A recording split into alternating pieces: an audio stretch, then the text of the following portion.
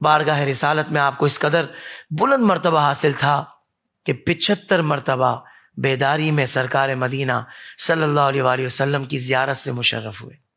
سبحان اللہ، سبحان اللہ، سبحان اللہ، اللہ اکبر۔ قبلہ شاہ صاحب اتنی عظیم ہستی کہ جنہیں 75 مرتبہ بیداری میں سرکار دو عالم صلی اللہ علیہ وسلم کی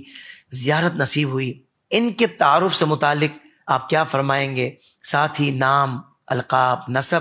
اور آپ کو سیوطی کیوں کہا جاتا ہے، اس بارے میں ارشاد فرمائیے۔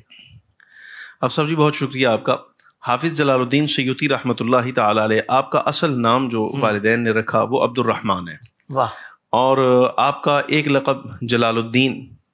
کنیت آپ کی ابو الفضل، اور نسبت کے اعتبار سے یعنی شہر کے اعتبار سے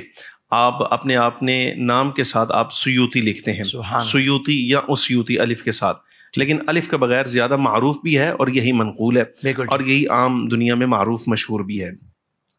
حافظ صاحب رحمۃ اللہ تعالی علیہ نے، حافظ جلال الدین سیوطی رحمۃ اللہ علیہ نے اپنے نسب کے کوئی تقریباً 6 سے 7 واسطے اپنے سے اوپر ذکر کیے ہیں، یعنی اپنا نسب نامہ خود ذکر کرتے آئے ہیں،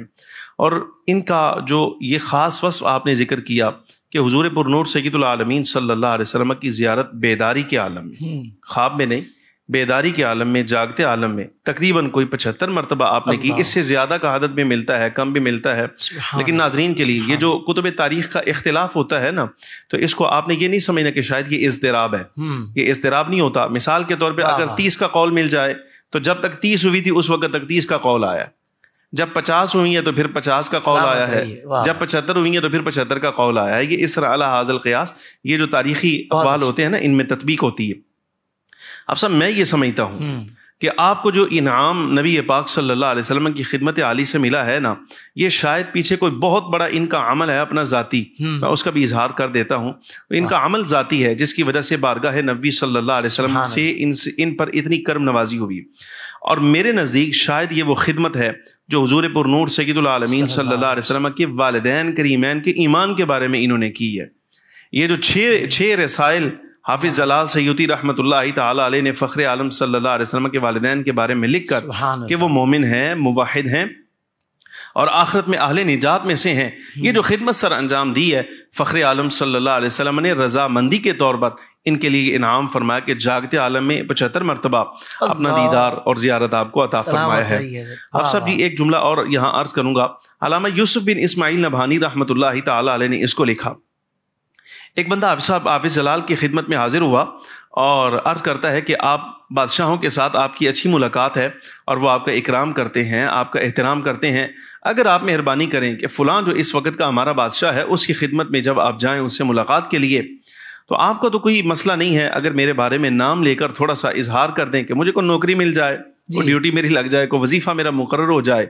تو یہ آپ کا بڑا احسان ہوگا میرے اوپر۔ تو آپ صاحب کا یہ جملہ دیکھیے گا، حافظ جلال سیوطی رحمۃ اللہ تعالی علیہ نے انکار کر دیا، سفید انکار، پنجابی میں کہتے چٹا انکار، واہ واہ، چٹا انکار کر دیا اور کہا میں یہ کام نہیں کر سکتا۔ کس وجہ سے؟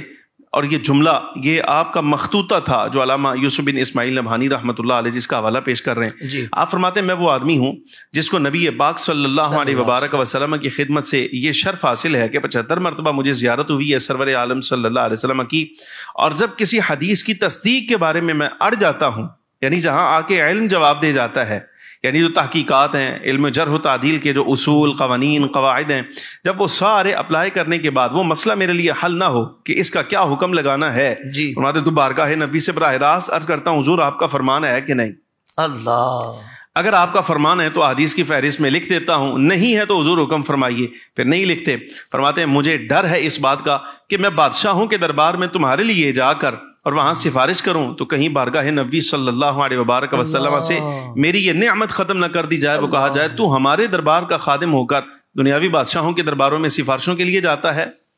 اس لیے آپ صاحب رحمۃ اللہ تعالی علیہ نے بالکل انکار کر دیا کہ میں تمہارا یہ کام نہیں کر سکتا، اس لیے کہ مجھے معلوم ہے تمہارا کام ہو جائے گا،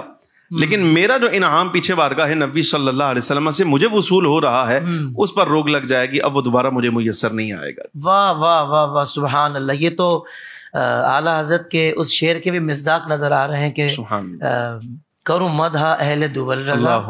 پڑے اس بلا میں میری بلا، میں گدا ہوں اپنے کریم کا، میرا دین پارے نہ